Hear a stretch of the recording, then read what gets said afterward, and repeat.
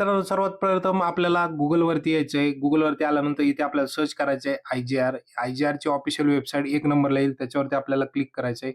थोड्याफार नोटिफिकेशन येतील, त्या आपल्याला स्लाईड डाउन करायच्या आहेत. थोडंसं स्लाईड करायचं आहे खाली आणि इथे खाली आल्यानंतर मुद्रांकमध्ये तुम्हाला ई-एस-एस-आरमध्ये तुम्हाला ई-एस-एस-आर 2.0 बीटावरती आपल्याला क्लिक करायचं आहे.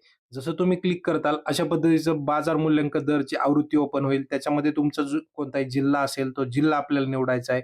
जिल्हा निवडल्यानंतर आपल्याला तालुका निवडायचा आहे आणि तालुका निवडल्यानंतर जे कोणी तुमचं गाव असणार आहे, ते गाव आपल्याला निवडायचं आहे. जसं तुम्ही गाव निवडताल, तर अशा पद्धतीचं जे व्हॅल्युएशन आहे, ते व्हॅल्युएशन आपल्याला स्क्रीनवरती पाहायला मिळेल.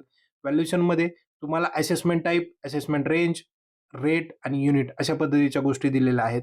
रेटमध्ये जे काय आहे, रेटमध्ये जर पाहिलं तुम्ही, तर 1 नंबरला पाहिलं तर 6,15,500 चं जे रेट आहे, तो रेट आपल्याला याच्यामध्ये पाहायला मिळेल.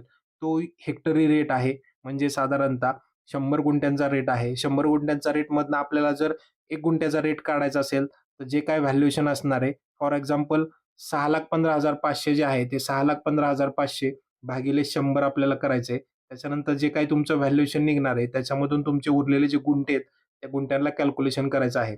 सोप्यात बघा, आपण 6,15,500 भागिले 100 केलं, तर ₹6,155 गुंठा प्रति गुंठा आपल्याला रेट आला. त्याच्यानुसार जर आपण 25 गुंठ्याचं व्हॅल्युएशन केलं, तर ₹1,53,875 व्हॅल्युएशन येईल.